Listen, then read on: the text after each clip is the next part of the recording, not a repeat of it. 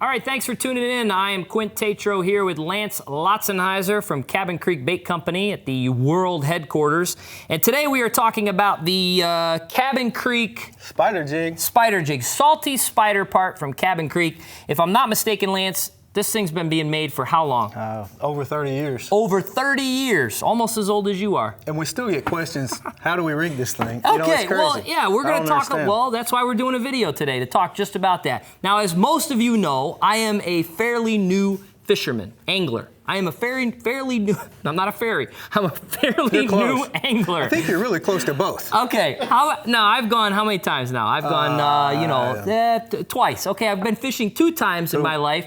However, this last time I fished exclusively with the salty spider part because it's our #1 seller. All right, so I said, you know what? There's got to be something to this. Rigged it up, threw it out, bam, catching some fish. Now, we're going to talk a little bit about how to rig this thing. You rigged it up with instruction. Oh, of course, I had help, right? That's why you're there. Come on. A lot of help. But I did well. You did good. All right, here we go. All right, it comes in 2 parts, which I guess is abnormal, right? What's normally on the market? Normally on the market, it's a 1-piece injection molded spider jig. We do ours in 2 pieces. Why do we do that? Because it gives it more action. Okay, more action. So we got the Cabin Creek spider head. We have the skirt. You have the skirt. And there's a little hole in the skirt. What I'm going to do is I'm going to thread the hook through the skirt hole. I'm going to then take the twin tail piece. What is this? Twin tail. The twin tail, okay. You're doing good so far. I'm trying, man. And I'm going to hook this through here so it becomes this fancy little gizmo here.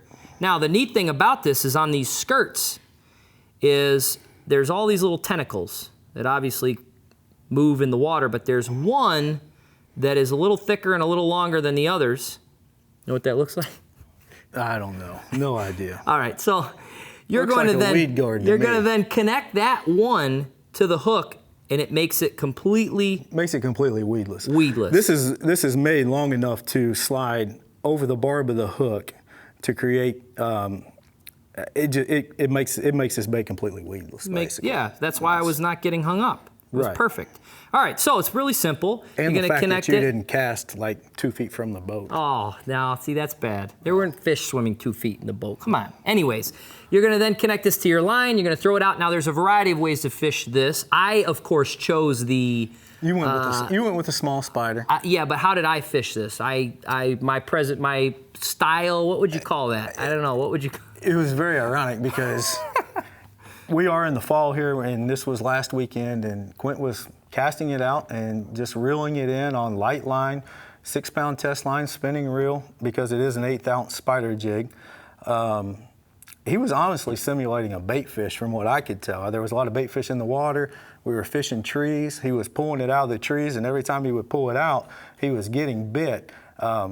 I didn't think he was getting bit for a long time. I thought he was getting hung up, but he did start catching some fish. He was fishing smoke purple, which is one of Cabin Creek's go-to colors. Go-to. 05. The business has been built on it. But you brought up a good point. There's multiple ways to fish this, and Right.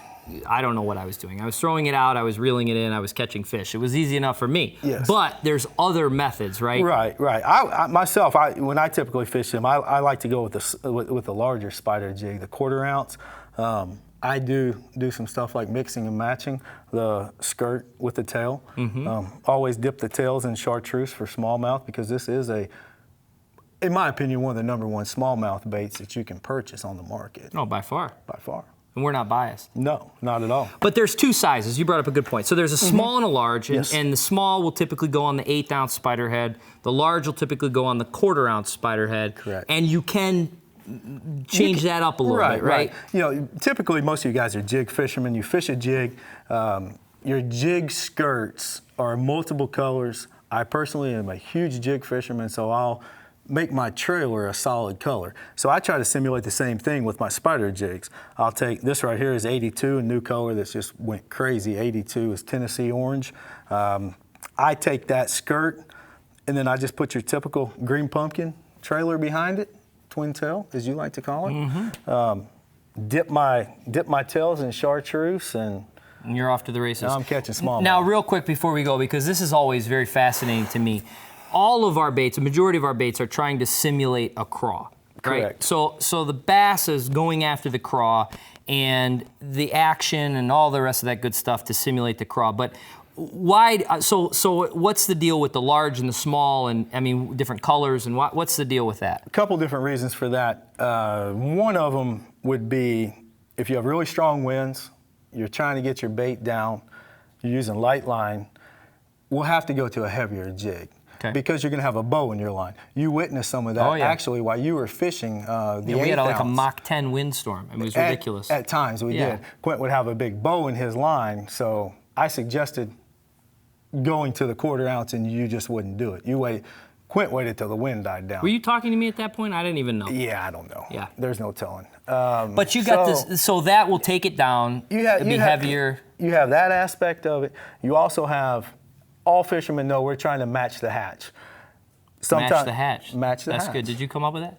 No. Okay, that was pretty good. We can't trademark it. Okay. So, matching the hatch, we'll take a small jig during times when the crawdads have spawned.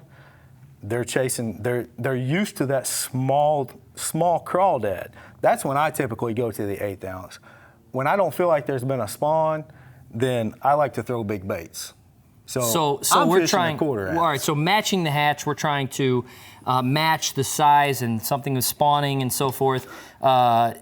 So if this early in the season, the crawfish are small, is that right? Well, you have to study. You're going to have to do some studying on when your crawfish spawn. Do you not know this? Oh, I know, Okay. but I'm not going to. When do you spawn? I typically spawn every night. I'm a married man. Okay. All right.